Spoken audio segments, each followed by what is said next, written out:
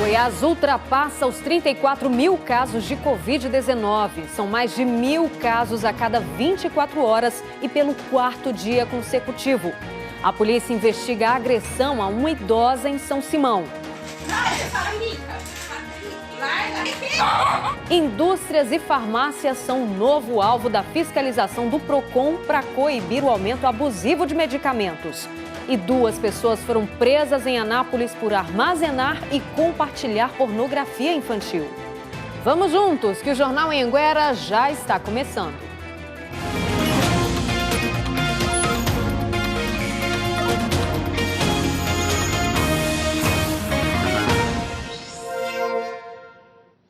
Olá, boa noite. Agora são 7h10. E farmácias e indústrias farmacêuticas foram o alvo de fiscalização do PROCON em Anápolis. A Liz Mendes está chegando com o balanço dessa fiscalização, que tem como objetivo diminuir, coibir o aumento abusivo de medicamentos, né, Liz? Boa noite para você. Algum estabelecimento foi autuado? Não, Rosane. As 5 drogarias e também a indústria farmacêutica que foram visitados, esses estabelecimentos que foram visitados pelos fiscais do PROCON Goiás, eles foram apenas notificados. Boa noite para você, boa noite para todos. Os fiscais estiveram nesses estabelecimentos e notificaram os donos deles para que apresentassem as notas fiscais da compra desses medicamentos dos últimos 7 meses. Então, eles têm até 10 dias para apresentar esses documentos e aí o PROCON Goiás vai analisar, cruzar os dados, analisar os preços para saber se houve abuso na cobrança aí desses medicamentos. Agora a gente fala sobre o estado de saúde do prefeito aqui de Anápolis, Roberto Naves, que cancelou todos os compromissos dele dessa semana, depois que um funcionário dele que testou positivo para o coronavírus e com quem ele teve contato, ele teve esse contato e cancelou todos os compromissos. Mas a assessoria da prefeitura disse que ele segue todos os protocolos recomendados pelas autoridades de saúde e que até agora não apresentou nenhum sintoma. Mas a Câmara Municipal aqui de Anápolis aprovou a multa no valor de R$3.000 para quem promover aglomerações. Essa multa deve ser vinculada ao CPF das pessoas que participarem desses eventos e o dono da casa também não está excluído de também ser notificado e essa multa ir também para a matrícula do imóvel. Esse documento agora segue para a sanção municipal. Rosane. Obrigada, Liz. E a gente mostrou que na próxima terça-feira, Goiânia e as cidades que estão seguindo o decreto do governo de Goiás vão reabrir o comércio não essencial. Ainda está sendo discutido se Goiânia vai deixar de seguir o decreto e permanecer com esse comércio aberto, mesmo depois dos 14 dias. Os empresários estão com esperança de que realmente não fechem mais as portas. O comércio não essencial se prepara novamente para abrir as portas em Goiânia a partir da próxima terça-feira. A reabertura segue o decreto elaborado pelo Estado de manter o comércio fechado por 14 dias e de retomar as atividades nas 2 semanas seguintes. Em entrevista à TV Anhanguera, o prefeito Iris Rezende adiantou que iria apresentar ao governador uma nova proposta de abertura, que no dia 28 de julho, quando terminar o prazo de 14 dias, as lojas em Goiânia continuem abertas. A sinalização do governo do estado, Ronaldo Caiado, junto com o prefeito Iris Rezende, para a reabertura do comércio e com certeza não fechar mais, traz para o segmento da região da 44, mas não só o segmento aqui da região, como o setor produtivo de toda a cidade, um alívio, Eu acho que entendemos que temos que cuidar da saúde, preocupar com a saúde, mas precisamos preocupar com a economia. Para a Federação do Comércio, a notícia chega em boa hora, porque os comerciantes precisam reabrir para manter os empregos e garantem que estão preparados para atender às exigências sanitárias. Nós entendemos que todas as atividades podem abrir desde que respeitem protocolos rígidos de segurança. E os empresários já se prepararam, já estão prontos para estabelecer um ambiente para os funcionários e clientes com total segurança. Eu posso afirmar que as nossas empresas não serão ambientes de contaminação. Estado e Prefeitura discutem juntos a retomada das atividades em Goiânia. Ainda não está confirmado se os bares e as academias também irão reabrir. As discussões continuam e um novo decreto deve ser publicado nos próximos dias. O documento também deve deixar claro como serão os protocolos de higiene e segurança que cada setor deverá seguir. O governo acompanha a curva de contaminação da Covid-19 em Goiás e também a taxa de ocupação de leitos hospitalares para tomar as decisões. Enquanto isso, de um lado, o setor produtivo pressiona pela retomada das atividades.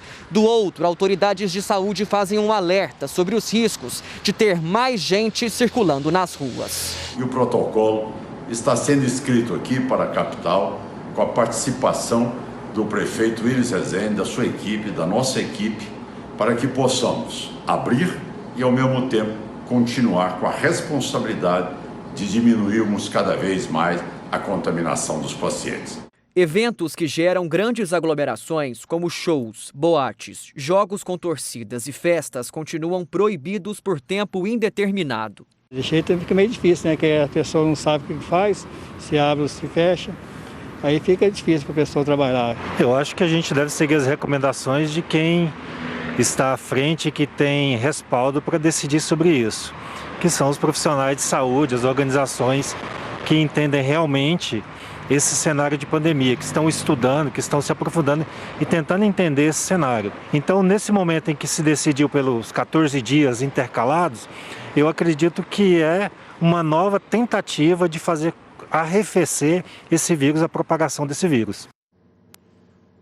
E pelo quarto dia consecutivo, o estado de Goiás registrou mais de 1.000 casos de coronavírus e mais 38 mortes foram registradas. Então, atualizando os números aqui no nosso telão, olha só, 771 mortes até agora, 34.216 casos confirmados, 80.611 casos são suspeitos e 38.121 casos já foram descartados. Vamos ver como é que está essa taxa de ocupação de UTIs para a Covid-19 aqui no estado? Olha, na rede pública estadual, 83% dos leitos de UTI já estão ocupados. Na rede pública em Goiânia, a taxa de ocupação já chegou a 94%. Na rede particular da capital, 82%. E na rede particular do interior, a taxa de ocupação já chegou a 83%. E na região do entorno de Brasília, os hospitais que são referência em atendimentos à Covid-19 já estão praticamente sem vagas de UTI. Mesmo diante desse cenário, o comércio segue funcionando e muita gente desrespeitando o decreto do estado que pede o uso de máscaras na rua. Foi só dar uma volta pelo centro de Lusiânia e encontramos pessoas andando sem máscara ou usando ela de forma errada. No balanço da Secretaria Estadual de Saúde, o município tem quase 1.000 casos confirmados da Covid-19.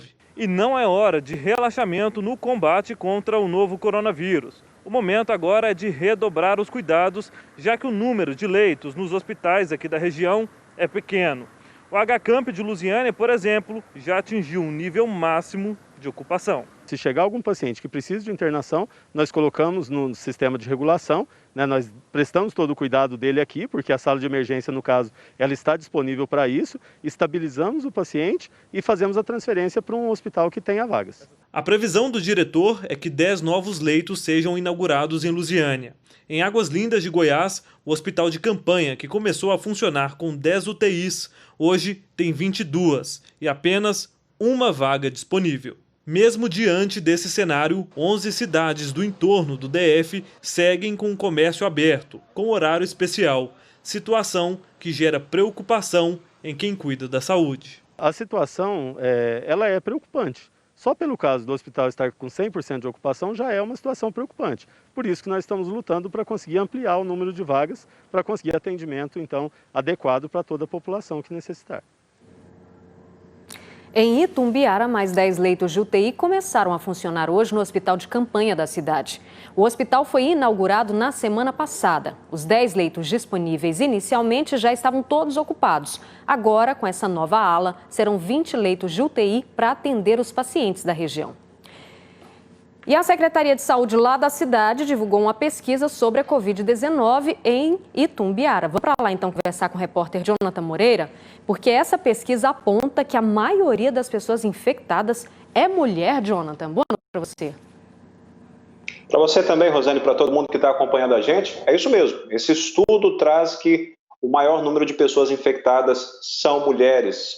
Lembrando que o primeiro caso registrado da Covid-19 aqui em Itumbiara foi no dia 16 de março. E 3 meses depois, nós até preparamos uma arte aí para quem está nos acompanhando entender melhor, 3 meses depois a cidade já tinha 87 casos registrados, inclusive uma morte. Ontem o boletim foi atualizado e nos últimos 22 dias esse número saltou de 87 para 348. Eu vou repetir, de 87 para 348 casos em 22 dias. E a cidade já contabiliza 7 mortes, inclusive 2 estão sob investigação. Esse levantamento traz também que a maioria são mulheres. 54% são mulheres, 46% são homens. O mesmo estudo também, esse mesmo levantamento, traz aí que o maior número de pessoas infectadas tem entre 40 e 49 anos. E aparecem aí em segundo e terceiro lugar pessoas de 30 e 39 anos, 50 e 59 anos. Os idosos aparecem em último lugar. Só que isso não é motivo para despreocupar não, Rosane, porque quando nós falamos em idosos, nós partimos aí para um grupo que tem maior risco de morte em virtude da idade já avançada, viu, Rosane? Ok, Jonathan, obrigada pelas informações. E olha, já estão no presídio de Anápolis um dentista e um músico presos hoje na cidade por suspeita de armazenar e compartilhar pela internet pornografia infantil. A ação foi coordenada pela Delegacia de Repressão a Crimes Cibernéticos depois de receber uma denúncia anônima. O cirurgião dentista de 27 anos e o músico de 25 foram presos em casa no começo da manhã. Foram quase 2 meses de uma investigação que envolveu policiais civis de Anápolis e a Delegacia de Repressão a Crimes Cibernéticos e que apontou os suspeitos de armazenar e compartilhar pornografia infantil. A polícia chegou aos 2 suspeitos depois de receber uma denúncia anônima contra um deles. Ao longo das investigações foi comprovada a participação do namorado dele nas práticas criminosas. Nos computadores, tablets e celulares que foram apreendidos, além das imagens, os policiais encontraram mensagens que faziam referência ao abuso e à exploração sexual de crianças.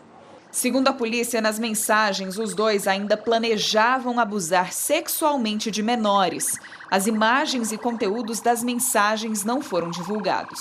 Se tratavam de vídeos de adultos praticando atos sexuais com crianças de tenra idade, de pouquíssima idade. São vídeos chocantes, quase que inacreditáveis de existirem. Os 2 suspeitos foram encaminhados para o presídio de Anápolis. A polícia agora investiga outras pessoas que também participavam desses grupos de trocas de mensagens com conteúdo criminoso. A questão de participação de outras pessoas também, além deles, nessa prática criminosa, também, em razão da investigação, pode chegar a outras pessoas. Ou seja, é uma investigação que pode se tornar algo muito mais amplo do que foi agora a prisão apenas dessas 2 pessoas. O delegado estipulou uma fiança de 35 salários mínimos para os suspeitos, mas eles não pagaram. Portanto, vai passar por uma audiência de custódia e aguardar o julgamento. Em depoimento, um deles disse aos policiais que conseguiu as imagens em sites de pornografia internacionais. Mas tudo isso vai ser investigado. E a Polícia Civil abriu inquérito para apurar a agressão de uma idosa em São Simão, no sul do estado. Assunto para o Arildo Palermo, que está lá em Rio Verde. Existe, inclusive, um vídeo do momento desse desentendimento entre a avó e a neta, né, Arildo? Boa noite.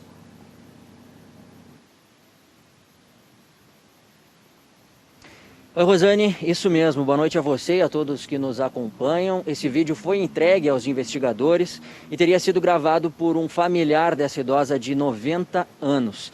Nós vamos ver agora nas imagens que é possível perceber que existem pessoas reunidas em uma casa. Em um determinado momento, a avó e a neta começam a discutir.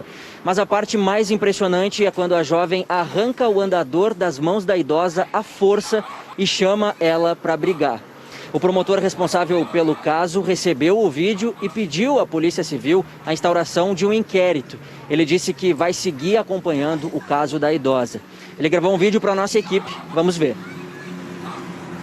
O Ministério Público também tomou providências no sentido de verificar a situação da idosa e se ela encontra em uma situação de risco e, caso necessário, tomará todas as medidas de proteção pertinentes ao caso, dentre as quais, inclusive, poderá chegar até mesmo o abrigamento da idosa, se isso for necessário para a proteção dela.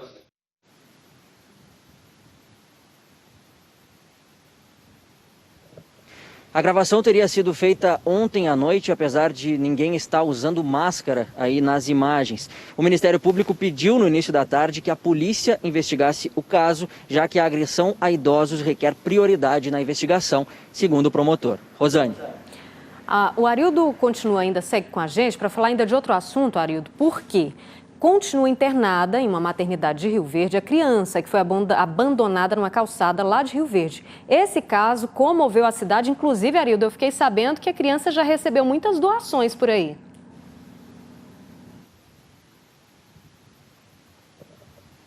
É verdade, Rosane, o caso comoveu bastante as pessoas aqui na cidade e muita gente está enviando doações lá para a maternidade pública de Rio Verde, que é onde está internado o bebê. O estado de saúde dele é estável, ontem foi detectada uma infecção nos exames, mas já está sendo tratada. Para relembrar para o pessoal de casa, a criança foi encontrada abandonada em uma calçada de Rio Verde, enrolada em roupas de frio e fronhas. A polícia está investigando para descobrir quem são os pais dessa criança, que podem responder por tentativa de infanticídio. Quando recuperado, o bebê deve ser encaminhado a um abrigo temporário. Rosane.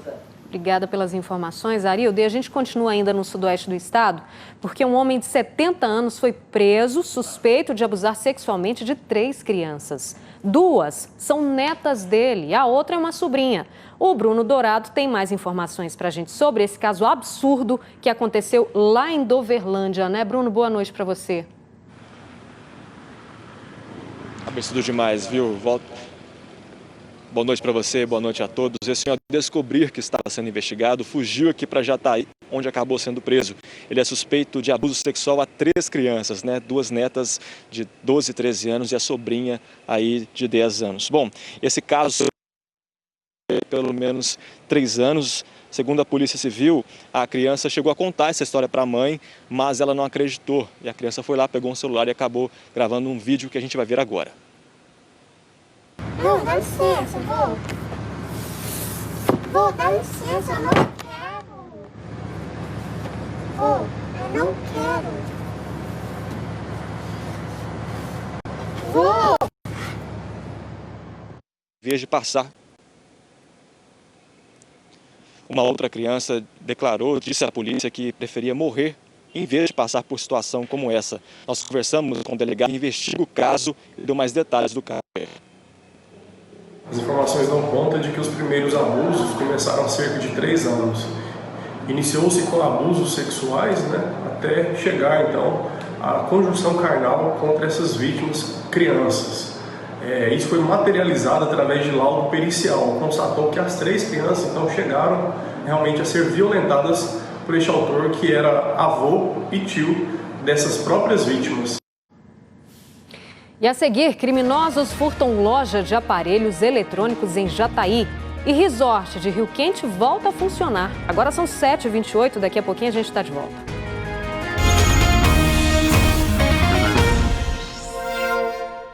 Jornal Anhanguera de volta, agora são 7h29. Começa amanhã em Catalão uma testagem em massa nos moradores da cidade. A Aline Braga está em casa e conta pra gente como é que vai ser isso. Boa noite, Aline. Oi, Rosane, boa noite para você e para todo mundo que está acompanhando a gente. Pois é, essa testagem começa amanhã. A ideia é monitorar cerca de 8.000 moradores de diversos bairros aqui em Catalão. Além dos moradores, também vão ser monitorados profissionais da saúde e também profissionais da indústria e do comércio. Esse pessoal vai ser monitorado a cada 3 semanas até o mês de outubro. E a ideia é identificar por onde o vírus circula aqui na cidade e como a doença desenvolve nos moradores aqui de Catalão. A pesquisa, como você disse, vai começar amanhã e o coordenador da campanha mandou para a gente um vídeo explicando um pouquinho como é que vai ser esse trabalho. Vamos ouvir. Nós possamos contar com a colaboração da população. A equipe vai visitar os setores, bater nas portas e apresentar a proposta de participar nessa pesquisa que é realizada pela Universidade Federal de Catalão e pela Secretaria Municipal de Saúde.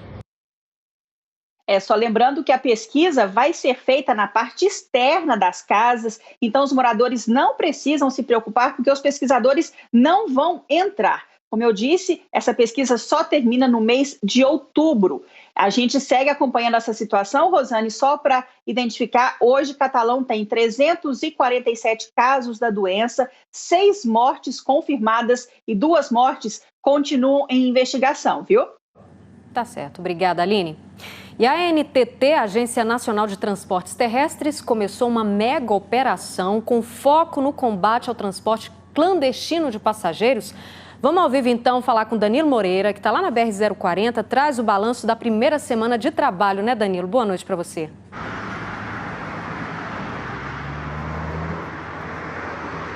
Oi, Rosane, boa noite para você, boa noite para todo mundo que acompanha o J2. A Operação Pascal ela vai acontecer em todo o país, mas nessa primeira semana ela se concentrou no Distrito Federal e também aqui em Goiás. O objetivo dessa operação é coibir o transporte clandestino de passageiros e também conscientizar a população sobre os riscos de fazer viagens nesse tipo de transporte. De acordo com os fiscais da Agência Nacional de Transportes Terrestres, foram encontrados diversos veículos com pneus carecas, sem manutenção e também com a documentação irregular. No primeiro balanço divulgado aí dessa operação aí, 30 veículos foram apreendidos, 126 autuações foram aplicadas. Cerca de 300 passageiros tiveram que seguir viagens de outras formas, mas bancadas pelos motoristas que estavam cometendo essas infrações. Inclusive, Rosane, hoje à tarde em Anápolis, um ônibus foi apreendido com 5 passageiros. Esse ônibus iria sair de Anápolis e seguiria viagem até São Paulo. De acordo com os fiscais, o tacógrafo e o extintor estavam vencidos.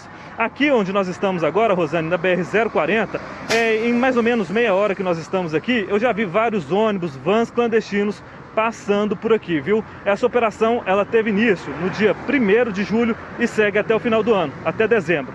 Rosane, eu volto com você. Tá certo, obrigada, Danilo. E olha, o clube do maior resort de Rio Quente voltou a funcionar hoje e amanhã está prevista a abertura dos clubes e parques aquáticos em Caldas Novas. Os hóspedes que apareceram em Rio Quente foram recebidos com festa. O clube voltou a funcionar hoje, seguindo o decreto municipal. E para receber os visitantes, rígidos protocolos de segurança, o resort vai contar com a capacidade de ocupação reduzida, em 50%, e não vai permitir a entrada de crianças menores de 2 anos de idade. Os hóspedes são orientados a fazer o check-in de forma online, pelo celular ou então pelo computador. Tudo isso é para evitar o contato. E quem fica hospedado conta com álcool gel 70%, que fica à disposição nas áreas comuns e também dentro dos quartos e apartamentos. O uso de máscaras também é obrigatório em todas as áreas sociais, exceto durante as refeições e nas piscinas. Hoje nós chegamos aqui, fomos muito bem recepcionados e foram obedecidos todos os protocolos. Nesta sexta, também está prevista a reabertura de clubes e parques aquáticos na cidade vizinha, Caldas Novas. Para esse mês de julho, que seria mês de férias, o município costumava receber entre 600 e 700 mil turistas, mas esse ano, por conta da pandemia, a estimativa não deve passar dos 10 mil. Ó, vocês viram, Jonathan Moreira estava sem máscara porque ele estava falando de casa, viu? Agora, olha só que bacana, em Lagoa Santa, no sudoeste do estado, nenhum caso de Covid-19 foi registrado até agora. A cidade, que costuma atrair turistas de todo o Brasil, está dando exemplo nas políticas de combate ao coronavírus, olha lá. Muitos visitantes nos períodos de férias escolares. O mês de julho costuma ser movimentado. Com pouco mais de 1.500 habitantes, muita gente quer conhecer as lagoas de águas termais e os mais de 370 mil metros de área verde.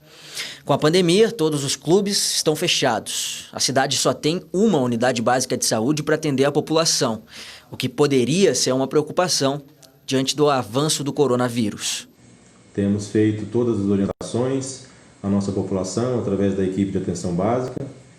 Temos feito fiscalização no comércio local. Enquanto Rio Verde já passa dos 7 mil casos confirmados e se aproxima das 100 mortes pela Covid-19, a 200 quilômetros daqui, em Lagoa Santa, não tem nenhum caso registrado e uma população que parece ter entendido a gravidade da pandemia.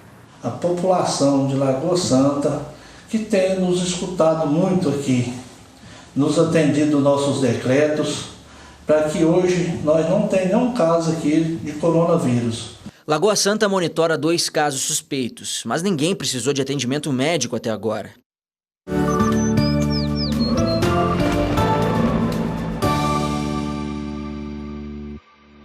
A massa de ar seco continua mantendo o tempo estável, com sol e a umidade do ar em queda, principalmente no período da tarde. Mineiros registra máxima de 29 graus. Guapó fica entre 16 e 30.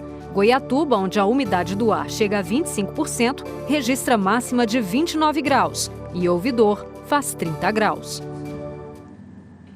Olha, nem as câmeras de monitoramento estão inibindo a ação dos criminosos, viu? Olha só essas imagens que chegaram pra gente. Eles furtaram uma loja de aparelhos eletrônicos em Jataí. Olha lá, eles entram na maior tranquilidade. A polícia ainda não conseguiu identificar quem são esses 3 assaltantes, mas a gente vê lá na imagem, olha lá. Eles conseguiram quebrar a vidraça, tiraram ali aquela estrutura, olha lá. Conseguiram entrar. O prejuízo, deixou um prejuízo ali para o comerciante de mais de R$3 mil, gente. E a polícia segue investigando quem são esses assaltantes que aparecem aí nessas imagens. Agora lembra do caminhão que caiu num córrego, levando parte de uma ponte que, segundo moradores, tinha estrutura precária lá na zona rural de Caiapônia? Nós mostramos essa história aqui no início da semana. Pois bem, o que aconteceu depois é a nossa imagem do dia. Porque hoje, gente, 5 dias depois do acidente, os produtores lá da região decidiram se unir para ajudar o motorista a tirar o caminhão da água. Eles usaram um trator de um assentamento para rebaixar o barranco. O outro trator também serviu como um guincho para desvirar o caminhão e tentar arrastá-lo o barranco acima. Eles reclamam que não tiveram nenhuma ajuda da prefeitura e que o caminhão estava vazando óleo no córrego. Nós entramos em contato com a prefeitura para saber por que eles não auxiliaram os produtores na retirada do veículo e quando uma ponte nova vai ser feita no local. Mas até agora não tivemos resposta, infelizmente. E agora são 7h38, o Jornal em Agora vai ficando por aqui. Hoje a gente encerra com imagens de Lusiânia. Um beijo, um cheiro para vocês e a gente se vê amanhã. Tchau, tchau.